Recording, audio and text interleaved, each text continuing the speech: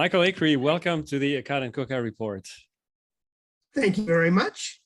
It's a delight to have you back. We had you on a couple of years ago, I think it was in 2018, as you were finishing up, this book that is now published called The Myth of Statistical Inference. And it was a great conversation, but now the book is in my hands and I've had a chance to look at it and read it. And it's a wonderful, wonderful book. I think it's a very important book. And so I really thank you for giving us the opportunity to go over it, understand a little bit your thesis and what you have in mind, or what you had in mind in writing this book. So Michael, you're just to give the audience a background about you. You're now retired, but you were a statistician, not by training. You have a PhD in clinical psychology, or yes. Mm-hmm. And you've been interested in understanding the theory behind what your daytime job was. Right. To the point that you ended up questioning it. Give us a little bit of your biography and how that came about. Well, it started early in graduate school. I had a math major as an undergraduate as well as a psychology major. So I thought I should be in as good a shape to understand statistics as well as most psychologists were. But when I started trying to teach it as a teaching assistant, I found it difficult to explain. The concepts were very confusing. And that as I got into it, I saw the concepts of statistics and psychology were the subject of considerable controversy. But these controversies, although they appeared in the journals, were covered up and hidden by textbook authors, so that students never saw them. And I thought, well, this is interesting. I'll get to the bottom of this. Several years later, I had undertaken a historical theoretical study of statistics and psychology to see where they came from, how they got that way. And I did my dissertation on that. And the conclusion I came to was that the reason it was hard to understand was because it really did not make any sense. That was what I was an expert by then and could get a job teaching. So there we went. Of course, I couldn't stay in teaching forever because I found I wasn't that much into torturing people. I had to become a real statistician at the University of California, San Francisco. So one of the main lessons I've learned in life is not to spend too much time trying to understand things that don't make sense, because that's what you'll get stuck doing through the rest of your life. And so that was essentially your nighttime job, writing this book. Right, right. Okay. And so how, you're not the first, I mean, you acknowledge it, you're not the first one to have called into question the concept of statistical significance. You mentioned just now that it was published in papers. There have also been some books on the problem or the philosophy of statistical inference, and how different is what's the difference between those books? I'm thinking in particular, I just pulled it off the shelf. I had read it a few years ago, the one by Ian Hacking, The Emergence of Probability, where he also talks about some of the philosophical difficulties behind the concept of statistical inference. How different is your book from his or others like his? Well, Hacking also wrote in 1965 a book called The Logic of Statistical Inference. The Emergence of Probability, which appeared in 1975, was a big jumpstart for me. He had done a lot of research in the early history of probability, which I would have had trouble getting to in terms of library access and languages and all of that. But my book goes quite a bit farther in several directions. For psychologists, it focuses on the whole history from the 16th century up to the present, and with special attention to applications in psychological research and to the developments within psychology. Hacking is concerned in the emergence of probability just with that one narrow window of time covering about a century or so. It's very, very good for that. Actually, he was what put me on to the most direct influence, which was Glenn Schaefer, who published the next year his book,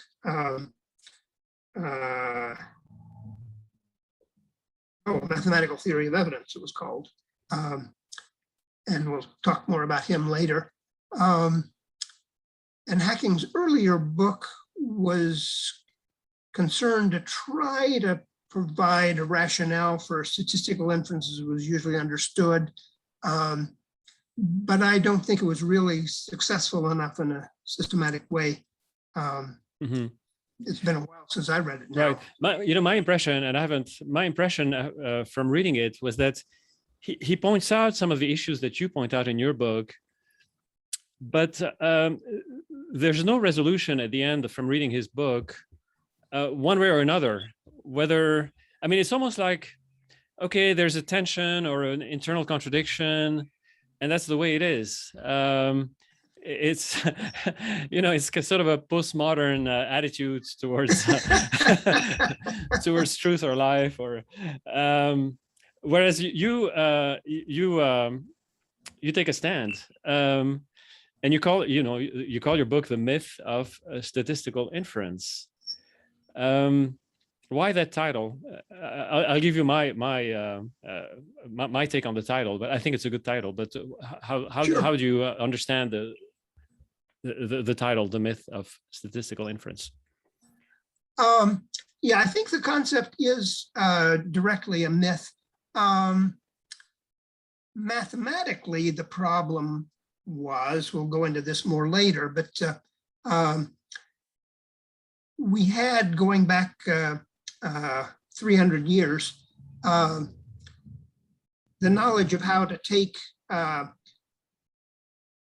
probability that was given in terms of considerations of symmetry. For example, a fair coin or a fair die, drawing a bout, or that sort of thing. We could take a chance setup like that and derive a probability distribution of the different outcomes that were possible. That a long time ago. The interest of statistical inference was to turn that problem around, going from a long series of events or outcomes back to the underlying probability of success on an individual trial.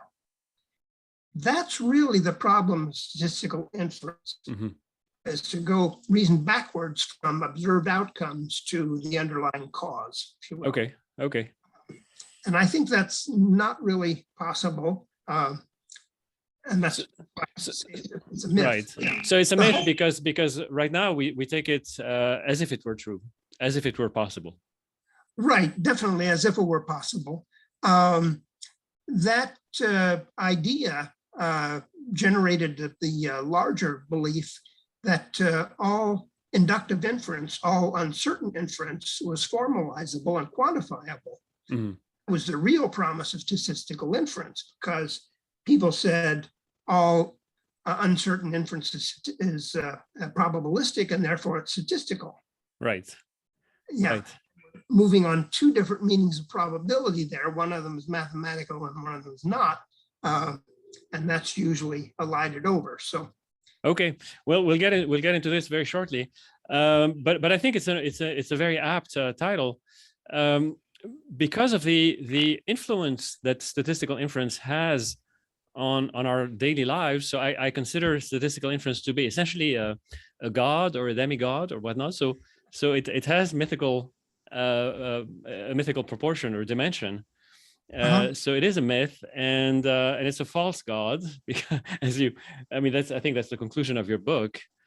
But it's amazing, because nowadays you can't, whether you wear a mask or not, whether you get vaccinated or not, whether all these things, whether you're excluded from society or not, is essentially attributed, the rightness of those decisions are attributed to the power of statistics and statistical inference. That's right. That's right. So And one of the things that's novel about my book, in the last chapter, I undertake questions of why we should be so attached to something that makes so little sense. What's it really doing for us? I think that we probably won't get into this. Yeah, right. So for the listener, I think the plan, because this is such an important topic, and to do it justice, I don't think we can do it in one session. I think today, if we can, we'll see how far we can go. But I'd like to at least maybe give an overview of the history of statistical inference, and then maybe spend another episode or two on the consequences of realizing that this is a myth, of having our eyes opened. But to get started, I think most people know that probability in its in the question of games of chance and quantifying, coming up with some probability distributions for certain outcomes of games of chance, all of this emerges or catches the attention of mathematicians and philosophers in the 17th century, in the mid 1600s, with Pascal and Fermat, and Right. you call that the calculus of expectation that they start developing, and you give. We won't go into it, but you give your book is full of sort of historical context, very interesting things. You have introductory chapters that go into some of the history of ideas that led to that time period and provided the fertile grounds for these ideas to emerge from. We won't get into that today. I want to move to chapter 3 in your book, where you talk about Bernoulli, I think James Bernoulli in particular, and his contribution to the problem that you just mentioned briefly, the different aspects of probability, or the different dual understanding of the term probability as being, on the one hand, a calculus of expectation, and on the other hand, well, actually something we haven't mentioned yet, but on the other hand, a degree of belief, or something that impresses our degree of belief. Tell us about Bernoulli and what he did, and why he is so important in the development of the myth. It would help to spend a couple of sentences on what was happening prior to Bernoulli, the stage. The words probability, probable, and so on, in all the Romance languages were old. Goes back to Greece or something, but there wasn't anything done that we would recognize as probability calculations before about the 15th century. And what happened then was the Italians started thinking of ways to make money on insurance.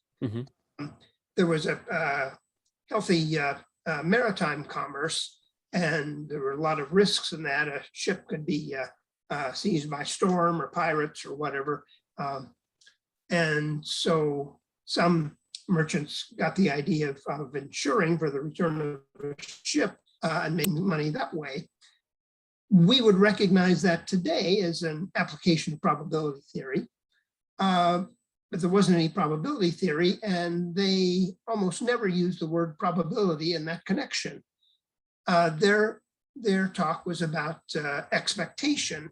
How much would you expect to gain from this bet? The insurer is betting that it won't be, and the sailor is concerned that it might be shipwrecked. And was it viewed essentially as a pure bet? From what I can tell, as opposed to any kind of rational calculation, right? Rational calculation. That element definitely entered into it. And that probably paved the way for Pascal and Fermat in the 17th century, in the 1650s, to develop the calculus of expectations. they were working on games of chance, on card games and the like, and worked out all the basic problems at that time. But they didn't use the word probability either. They talked about how much you could expect to gain from playing this game. And so on. The word probability was around, but was rarely used in that context. So one of the first things Bernoulli did, he was working in the 1680s, but didn't finish his book, and it was published posthumously in 1713, 8 years after his death. He was the first one to make probability the central concept. And I think he was observing that these different applications like insurance and card games and so on had something in common that he was concerned to try to articulate, I think, and formalize. And what he came up with most famously was his golden theorem, the law of large numbers, in which he proved that if we start from a probability derived from considerations of symmetry, for example, a fair coin, we've inspected it to see that it doesn't have any physical bias, that sort of thing. Then he proved that we can make the proportion of, let's say, heads with this coin come as close to as we want to a half, that would be the prior probability, by lengthening the series of trials sufficiently. Mm-hmm. And that was a real legitimate proof and a big breakthrough. And he thought that ought to hold the clue somehow to linking these different kinds of probability. There was a kind we calculated on games of chance, and insurance, there wasn't anything quite like that. And he thought maybe this series would be relevant to the insurance applications, because we've seen how many ships in the past have gotten shipwrecked and how many have been held up by pirates. And so maybe we can infer what the prior probability is. And he called the section of his book, the application of probability to civil, moral, and economic matters. Okay. So, as I say, he never published. There's even been dispute about why he didn't. Stephen Stigler, in his History of Statistics, thinks that it was simply the outcome of his proof that was so discouraging to him. Bernoulli proved that to be morally certain, to have a probability of 0.999 of the relative frequency in the series, approximating to 0.01, I think, the prior probability, you'd have to toss it 25,000 times. Mm-hmm. And that was discouraging, and so that's why he stopped. I think the better theory is that he was waiting for a pamphlet published by the mayor of Amsterdam on the pricing of annuities. And the mayor of Amsterdam hoped to base the pricing of annuities on death statistics, which had never been done before. So Bernoulli was waiting for Leibniz to send him a copy. Leibniz mentioned that he had it, and Leibniz ever did send it. You've raised the question before of how much difference it would make if Leibniz had sent that pamphlet. I think it's not a huge amount, because it turns out that the mayor of Amsterdam was using basically the old idea of considerations of symmetry. He simply chopped up the lifespan into 6-month intervals and said the probability of dying is equal in each one, which wasn't too far off in those days, given infant mortality. Okay. So just to be clear, Bernoulli tried to work on this reverse problem that you talked about at the beginning, meaning from having a series of events or outcomes, trying to infer what the probability of the any given event might be, and he never published it, or he never published it. He thought that others may be working on the same kind of problem, including the mayor of Amsterdam, which although the mayor of Amsterdam did, he assumed what the probability of death might be, right? I mean, he made an assumption Just an assumption, yeah. about the baseline probability in order to calculate the annuities, and that was a reasonable assumption, but it wasn't an inference in the way that we will later talk about. Right.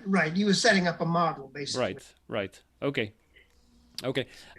Michael, I'm going to ask you to. I turned off your video by mistake. I'm going to ask you to turn it on. I don't know if you can. If you can do that. Let me see. If you can hover. There you are. Okay. All right. Thank you. That's better. Okay. So and then but in the book he starts to apply the concept of probability to things other than repetitive sequences of contrived events, like drawing a card from a deck or rolling dice. And you give the example of Bernoulli speculating on the probability of a suspect being guilty of a crime or a murder, and I don't want to get in. I mean, I think it's very important here. I don't necessarily want to get into the details of his inference, except that he seems to open the door to expanding the concept of the calculus of expectation, which is the term used at the time, to things other than just games of chance or That's right. annuities or mortality statistics or things like that. To expand it beyond. Yeah, that was what was really going to be novel about his approach, and the example of the murder suspect, I think, is a very useful one because it involves the two kinds of evidence at the same time. Mm-hmm. He says a murder's observed to have been committed by a man in a black cloak, and Gracchus is one of three men observed in a tunic of that color. So on that basis, the probability of his guilt is 1/3. Mm-hmm. That seems obvious to us now. But then he says, suppose Gracchus paled under questioning. We don't have any way of quantifying that today. Mm-hmm. And Bernoulli didn't really have any idea either. But he did seem to think that these two kinds of evidence called for different scales of measurement. On the calculus of probability that we're used to, a probability of 1 means certainty. It's certain that X would occur or that Gracchus is guilty or whatever, and a probability of 0 means impossibility. Mm-hmm. But on this other scale about Gracchus having paled under questioning, it seems like we're working with a scale of evidence where 1 might still be proof, but 0 seems like it would be no evidence one way or the other, rather than proof of the contrary. Okay. Because in situations like this, we typically don't have anything approaching proof one way or the other. We may be completely in the dark. So to say the probability of Gracchus being guilty is 0 and the probability of his being innocent is 0 because we don't know anything about either one on that basis. Maybe there's some probability of his being guilty from his having paled under questioning, but we don't have any way to quantify it. In any event, what Bernoulli was playing with here was the idea of non-additive probability, that the probability of a proposition and its contrary don't have to add up to 1. Nowadays, we just automatically say the probability of each would be a half, Mm-hmm. which may or not be realistic at all, and you can get into contradictions that way. That's kind of where Okay. So his book is eventually published, and then either maybe even before the book is published, people get wind that he is expanding these quantifications of uncertainty beyond the realm to which they had been confined, so to speak. And now we get into the 18th and 19th century, where you have a succession of people who sort of run with this.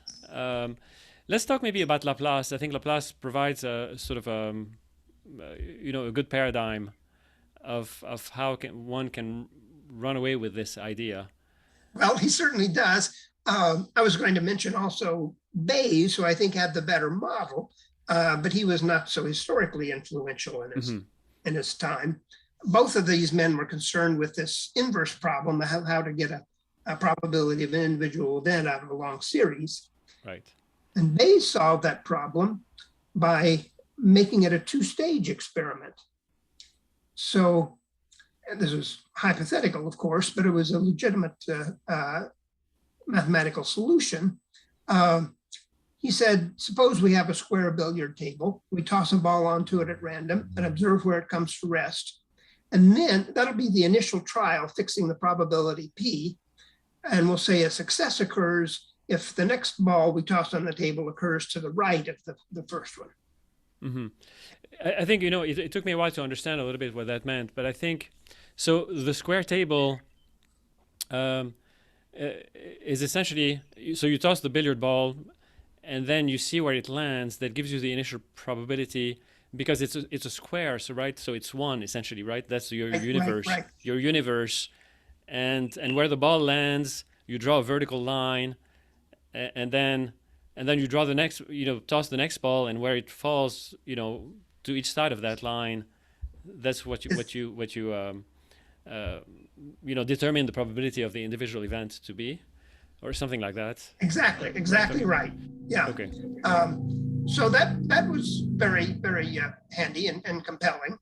So we can now go from a series of events, the second through the nth tosses of the ball on the table, and make an inference back to the probability of the first, which we had to know. Right. Okay.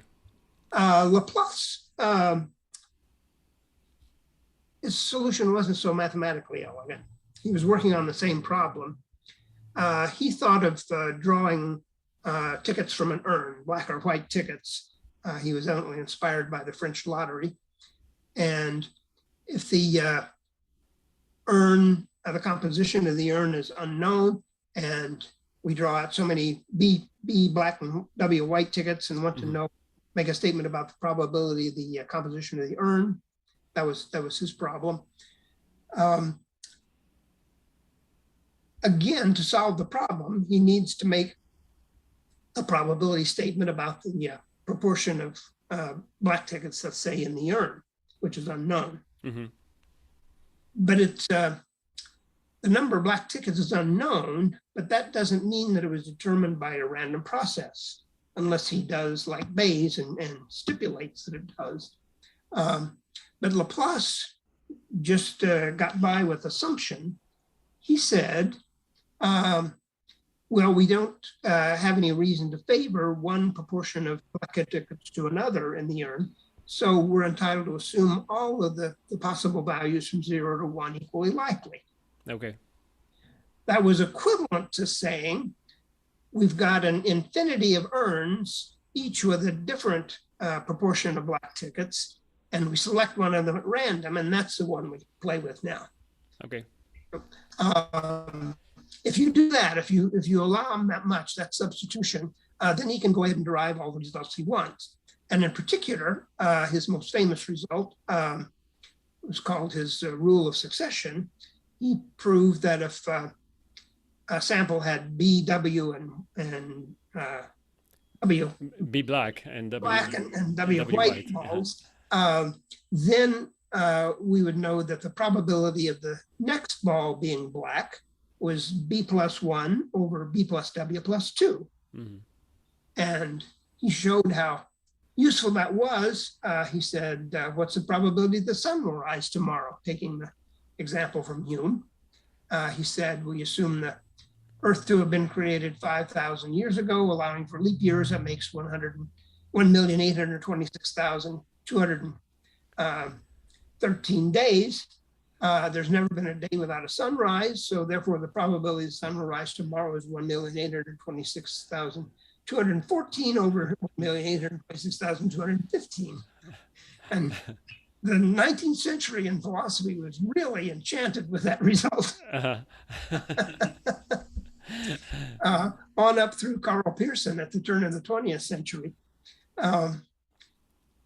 But that was a ridiculous enough result that it attracted some critical scrutiny from people like George Boole and John Venn.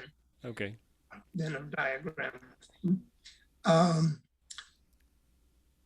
One of the criticisms of the rule of succession that I don't think anybody has focused on before was that it got its plausibility from picking superficial characters. For example, Augustus de Morgan said if he'd stood by a river and watched 12 steamboats go by and they were all flying a flag, the probability the next one was flying a flag would be 13/14. Mm-hmm. Of course, that would also be the same probability for a boat to be flying a green flag. And so that's how you get into contradictions there. But it would also be the probability that the steamboat was sailing right side up. Right. Yeah. So that it takes no account of how superficial or organic the characters in question were. It views all entities as just arbitrary aggregates of characteristics which can be added and subtracted at will. Right. And that kind of thinking, that was really the epistemology that led us into the atomism and logical positivism of the early 20th century. Okay. So it was very influential. Just so, but his main mistake is to make an assumption about the probability distribution of the individual event in the series, right? Right. This Right. equiprobability. I think that's the term you Right. mentioned. Right. 200 years later, John Venn would call it the principle of indifference. Okay.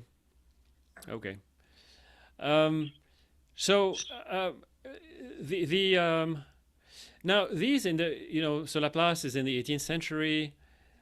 In the 19th century, there are further developments, sort of along those lines. People trying to, well, actually, I think what happens next, if I recall correctly, is that the school of critics that you mentioned, Venn and others, will say, no, we cannot make an assumption. It's not an assumption that we're making about the probability, but the meaning of probability is really the frequency or the proportion of events in a series. Right. Is that do I have it? Do I get it correctly? Yes. Yeah, you're exactly right. And also in terms of its being the next major development in this path,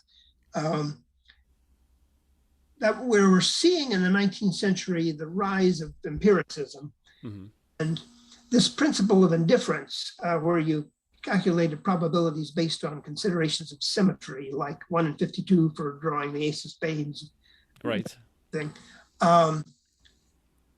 Their criticism focused on that, and these a priori probabilities were said to be metaphysical and unscientific, mm-hmm.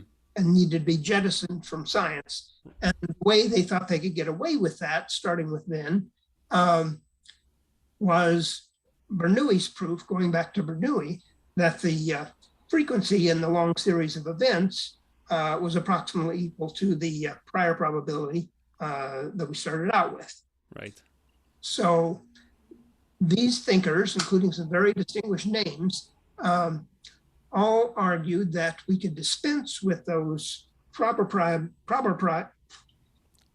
probabilities based on symmetry and just use the relative frequencies.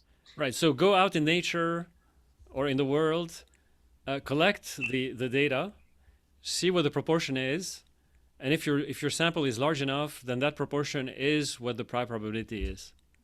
Is that something like that? I mean, Well, that's the logical conclusion from what I said. Then was sharp enough to realize that that didn't make any sense because we'll never find a series which converges to 1/6 for the probability of a 6 with a die. right. Because yeah, any real series is always going to diverge from that some way, no matter how far we go. And we wouldn't have the time to check it out anyway, since it's got to go out to infinity. So in a curious perversion of logic here, the frequency theory, which sought to be wholly empiricist, actually makes itself totally non-empirical by making relative frequencies the definition of probability, and they're non-verifiable in principle. You take an infinite number of observations. Right.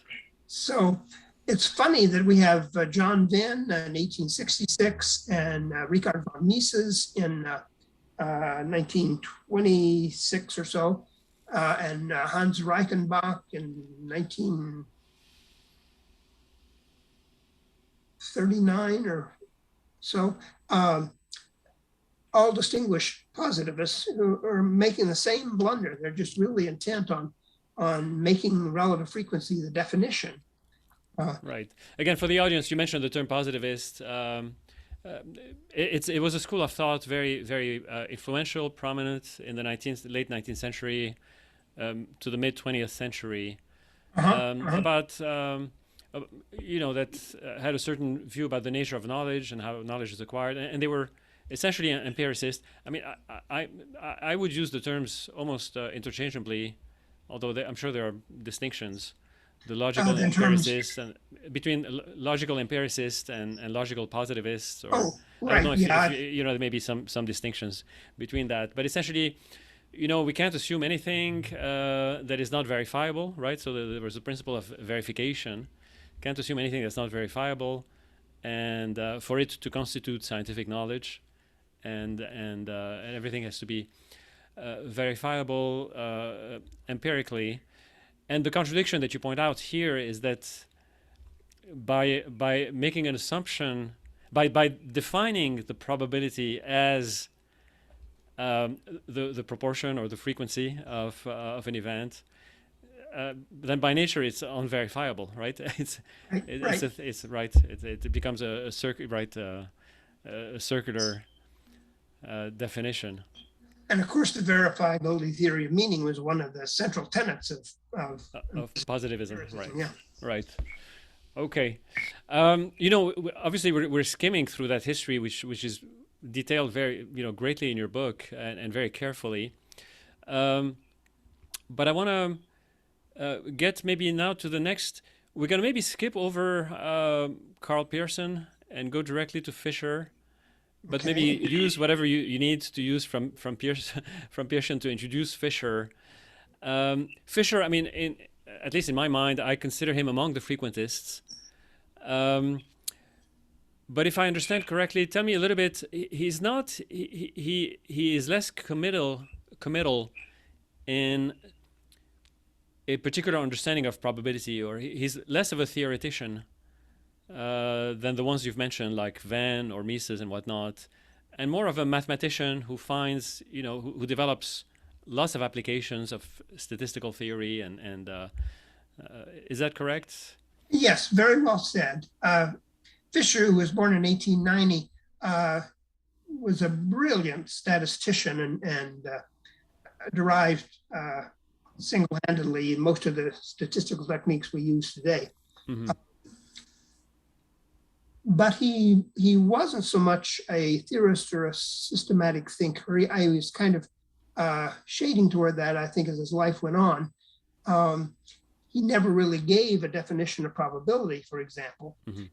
He was strongly influenced by Venn, whose book was the only one from the frequency point of view that was available when Fischer was starting his career.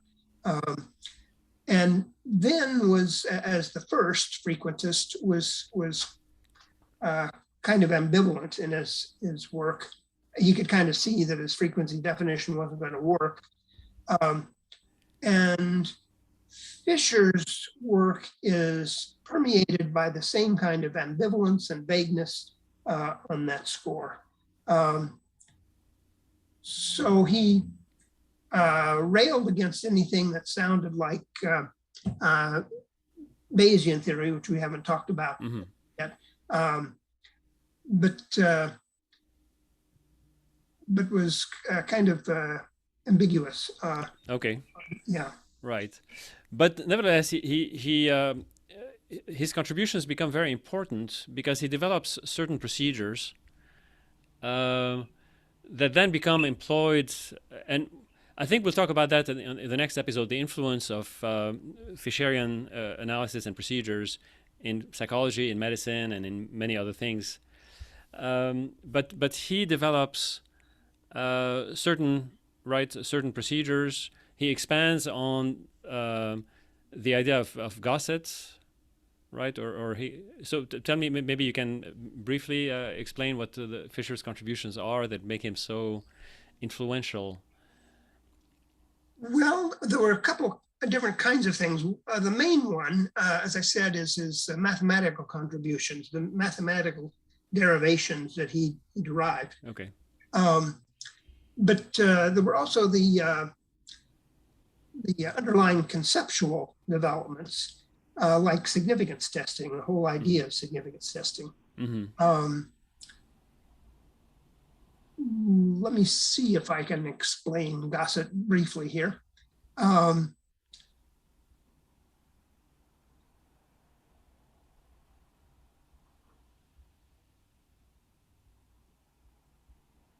Gosset was familiar with the work of a group called the biometricians, which included Carl Pearson around the turn of the century. And those guys were using the normal curve to study normally existing biological populations. And they were doing that to study rates of change in order to get evidence for the theory of evolution they supported.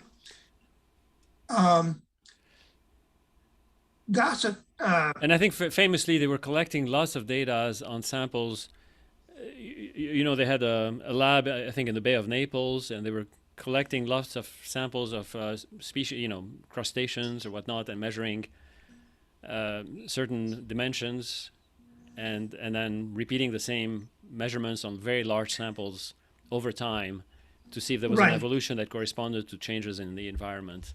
That's what I think. And the emphasis on very large samples was on target, the reference to that. Gosset took up the problem of the behavior of small samples. He had looked in medicine, for example. The Journal of Physiology had recently published an article by a couple of guys who had studied dextrohyoscyamine hydrobromide as a soporific, and they gave it to 10 people, I think, and got an average of 45 minutes increased sleep. So he wanted to apply the techniques of the biometricians using the normal curve, but the problem was, as he saw,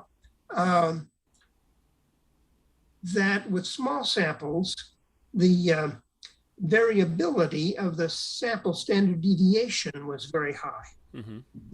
And that was a problem in making inferences.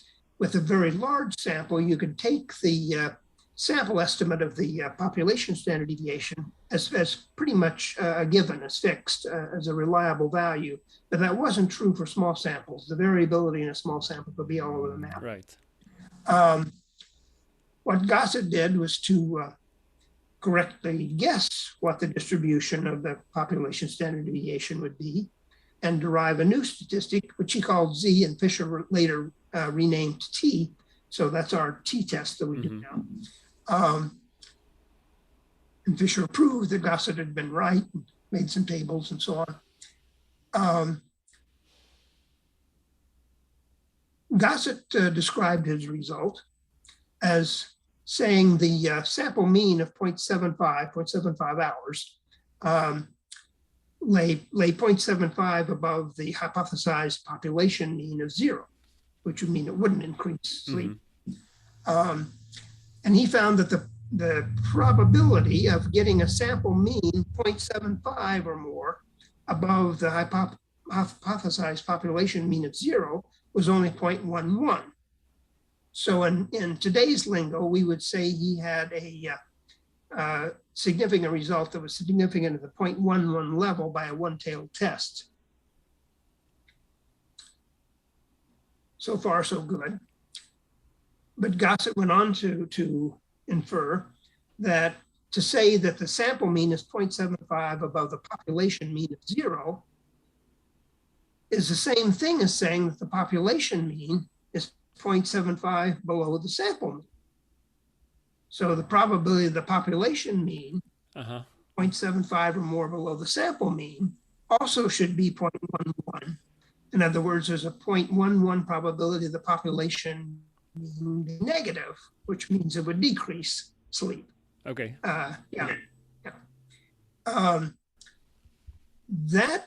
That's a Bayesian kind of inference, because he's speaking of the population mean as having a probability distribution. We can say that the sample mean has a probability distribution because it was the result of a random process. We take a random sample from a large population, track its mean, and track them over 1,000 samples. But the population mean doesn't have any random process by which it's generated. It is what it is, right? It is what it is, yeah.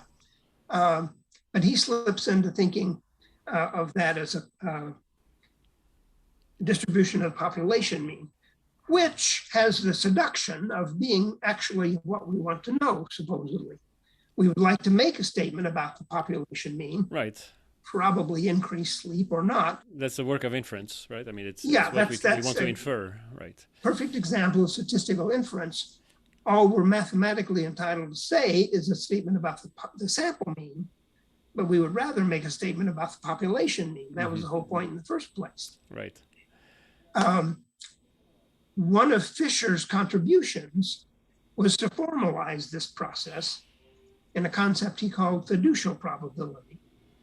So that's what I've given is just a perfect example of fiducial probability, turning a statement about the sample mean around to getting a statement about the population mean. Fischer wasn't successful with fiducial probability, and the concept died with him in 1962. But that's an example of how his thinking was kind of mixed up on these areas about frequency probability. The probability of the population mean could never be described as a frequency probability. Okay, but didn't he do something about validating some kind of, and I can't remember, I mean, you have to remind me, validating some kind of inferential work from small samples? I mean, validating some inferences that one can make from small samples. Maybe I'm too vaguely recollecting what you talk about in your book, but are you thinking of significance testing? Yes, maybe significance testing on the basis of small samples and what that means. Right. Should we go into that now? Yeah, let's do that. Okay. Particularly when Carl Pearson's methods began to apply to psychological data, middle measurements to begin with, we got away from educational statistics and military statistics to classroom data and that sort of thing. The populations, the sample size in psychological research was small, 300 or 100 or 50 or something like that. Gossett had given us a way to make probability statements about the results with a sample like that, but nobody paid any attention to it for another 20 or 30 years. And the reason was that it was recognized that small samples are too variable to be very useful in terms of estimating a population parameter. If we today about polling statistics, if we imagine predicting a presidential election on the basis of a sample of 20 voters would be left out of court. Right. So his finding was an academic curiosity and wasn't taken seriously until Fisher came along. And Fisher was the one who really established the practice of significance testing through conventionalizing the 0.05 and 0.01 levels. The difference was that when we're inferring to a population from a large sample, we can usefully say that the population mean lies within a band that we calculate. Mm-hmm. But if we do that on the basis of small samples, the band that we get will be wide enough to drive a truck through because our estimate of the sample standard deviation is so unreliable. Right.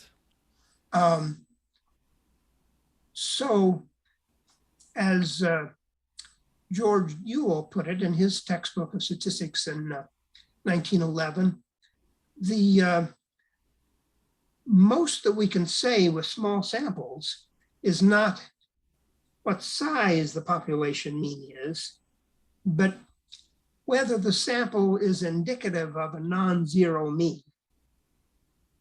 Okay. Okay, so we might be able to say whether it's positive or negative, but we couldn't really say anything realistic about its value. Okay. Now, when the practice of significance testing was developed, that took several more steps along the way. But when that came along, all of a sudden we had a method for deciding whether a sample was significant or not. In the original meaning of the term, what was used there, significant was a synonym of indicative. We could only use small samples to find out if they were indicative of a population value. Mm-hmm. But when we allow the other meaning of significant into the equation, then we can say the small sample tells us whether whether it is a significant result. And people took that to mean whether it's important or meaningful and not just indicative. And then we were off to the races. Yeah, we had large samples could never tell us how important a given effect was, just merely how large it was. But small samples could never tell us how large it was, but they could tell us if it was important or not. And that's how the switch came about. And that was largely Fisher's work there. Okay. Very good. And let's this is quite a marathon, but it's fantastic. But let's just finish with the other developments in the 20th century that focuses more consciously on understanding probability, not so much as a frequency, but as a relationship between the evidence and the decision or the belief, right? I mean, how the evidence impresses a certain kind of belief on the observer. Yes, exactly right. It's kind of interesting to retrospect that viewpoint took so long to develop. The first person to articulate it, I guess we can get away with saying that was John Maynard Keynes, the economist, in his dissertation in 1905, which was on probability. He was the first modern thinker to come up with the idea of probability as degrees of belief, as a logical relation between a proposition and a body of supporting evidence. Mm-hmm. I hedged there because he quotes a thinker named Ludwig Kahl in 1735 as having suggested roughly the same thing, but nobody's ever heard of him. So Keynes was really the first, and nobody paid any attention to his dissertation either, although it was a magnificent piece of work because he was so conservative and circumspect about his conclusions. He didn't think, first of all, that all probabilities could be measured or that they could be orderable. And he's the only probability theorist who's ever said that. Mm-hmm. All subsequent thinkers have looked upon that as idiotic. He was ruling out the possibility of being scientific, and so it wasn't worth paying attention to. But he would say, is it more likely that Chelsea Clinton will be elected president in 2024, or that Chicago will get more than 4 inches of snow in May of that year? I mean, there's just no way to compare the probabilities. Everybody else pretends that there is. So the next major theorist to come along, in English at least, was Harold Jeffreys, who published his theory of probability in 1939. Jeffreys was a geophysicist, and he derived mathematically the complete framework for Bayesian statistics to parallel everything that Fisher had been doing from the frequentist point of view. And also in the 1930s, we have Bruno Di Finetti in Italy and Frank Ramsey in England coming up with the same ideas. There's a difference between them that's kind of interesting. Keynes and Jeffreys, on the one hand, are called logical theorists because they held that probability is a logical relation between a proposition and a body of evidence. The question then is, who gets to say what the probability would be? And Ramsey and Di Finetti argued that probability is really your degree of belief. Okay. The catch there is that they wanted the probabilities they came up with to match the frequency probabilities that were derived by another method. So they say, it's your belief, you can believe anything you want to, as long as it follows our rules. Okay. So is that one subjective and objective? Exactly, yeah. Right. Yeah. And are they the ones who came up with the idea of being able to quantify the subjectivity of the belief on the basis of some kind of betting procedure? Ramsey and Di Finetti both proposed that. Okay. And it's very interesting that Di Finetti was an empiricist who was influenced by Mach and Bridgman, and he defended the objectivity of his betting ratios as a way of calculating probabilities on the grounds that betting ratios were behavioral. Mm-hmm. Mm-hmm. Mm-hmm. So it wasn't some mental construction; it was behavior, and we could describe it scientifically. Yeah. Right. But so in a way, I mean, that's a way they could counter Keynes and say, no, there's a way of quantifying the chance of Chelsea Clinton being president in 2024 and comparing it to the chance of Chicago getting 4 inches of snow in June of next year, right? Just by sort of this kind of imaginary betting procedure. That's right. Right. Okay. And I think, and then they from that they make the mathematics work to go from because in strict Fischerian analysis, when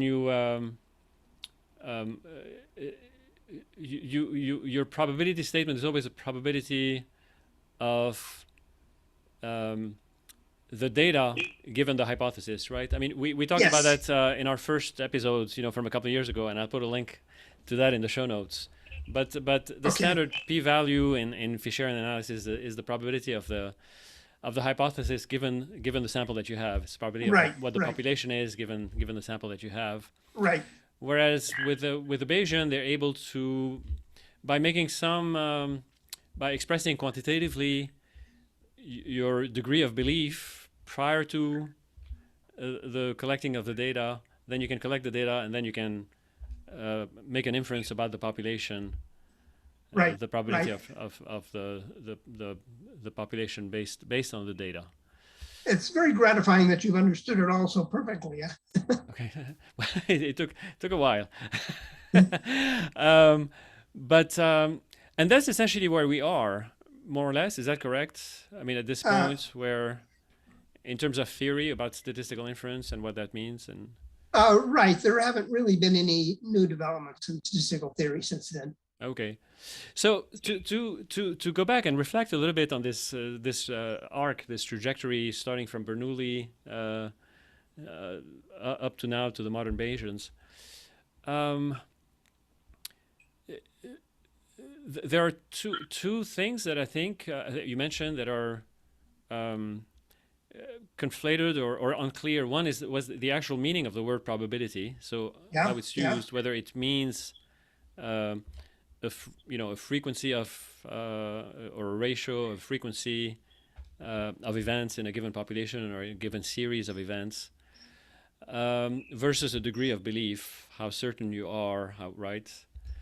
Um, and then the other one is whether you can, from a series of events, make any firm statement or scientific statement or quantifiable statement about the cause in sense of the little p probability of each outcome in that series. Yes. Yes. Um, and the way people have worked out the mathematics is by making some gross assumptions. I mean, gross. I mean, maybe it's uncharitable, but some assumptions, Yes. some assumptions about how the world is in order to validate these things. The one that's been the most conservative, as you mentioned, is Keynes, who essentially becomes the least mathematical of all the probability theorists. Yes. Yes. And all the others make some kind of assumption that upon examination cannot possibly be realistic, right? I mean, it is assumption primarily to allow the mathematics to work or to make them plausible. Would you say that's correct? Yes. Yes. Yes. Okay. And and and that's where it stands. So it's I was reflecting for a moment on the irony of my being a champion of Keynes, which is not at all what I expected to turn out to be. mhm, Keynes actually applied the same conservatism about quantification when he got to economics, when he wrote his general theory of employment, distributed money in 1936. But he was eager not to have it rejected, like his theory of probability was in 1921. So, he's known as the founder of macroeconomics and mathematical economics. But there's actually very little math in that book. And when he does resort to mathematics, he'll say, I don't put much stock in this. I didn't do partial derivatives and blah, blah. And yeah, he took a very skeptical point of view, but evidently counted on his book being so obscure and impenetrable that people would skip over that and just go for the numbers, which is what they did. right. Of course, there was this conversation with Hayek in 1945, I think, when Hayek said, Keynes, you've got to do something about how your book is destroying the world. And I know, Friedrich, but you wait and see, or my next book will fix it all. And then he was dead in 6 months from a heart attack. I see. But so maybe to introduce maybe our next discussion. I mean, right now, if we think about at least what doctors commonly think of when they think about statistical inference is the procedure of a clinical trial, a randomized clinical trial, or some kind of observational study where we have a group of cases and then maybe a control group, and then you try to infer something. So these rely primarily, for the most part, on these frequentist assumptions about what the definition of, because at the end of the day, these studies, these clinical studies, these epidemiological studies, right, they inform us to take some action, right? And therefore they inform, I mean, presumably they change our degree of belief about something, whether it's about the effectiveness of a medication, and or the situation of the value of using masks, or mandating masks, that sort of thing. So is that how you go from the frequentist assumption to, in practice, to changing degrees of belief? Because then we start, behaving differently, right? We say, aha, the p-value is less than 0.5, therefore. That's a great question, which I think it would be good to spin just a little bit. Yeah, right. Okay. Maybe I'll just introduce the problem that way. Okay. Yeah, that would be wonderful. But next time I think we'll talk about how in practice what this did to the, because in a way all the statisticians could be just doing statistics, and it could all be thought experiments, right? In the 19th century and early 20th century, right? They could just imagine things and make assumptions about the world and come up with these probability distributions and how to get from one to the other, and but it doesn't necessarily have to impact everyday life. Right. But then we see that it does. It ends up impacting everyday life in very important ways. Yeah, that would be an important question to discuss next time. It's something I don't quite directly address in the book, but it's a very important one. Okay, but we'll look into what you address in the book, sort of towards the end of the chapters, after your magisterial historical rendition of this evolution in the theory of statistical inference, for which I'm very grateful. And I urge everyone to look it up, The Myth of Statistical Inference, published by Springer this past spring. In fact, right? It was in the spring that it came out. July, actually. July. Michael Acree. And join us again when we return to talk about how this has impacted us in our day-to-day lives. Thank you very much, Michael. Thanks, Michel.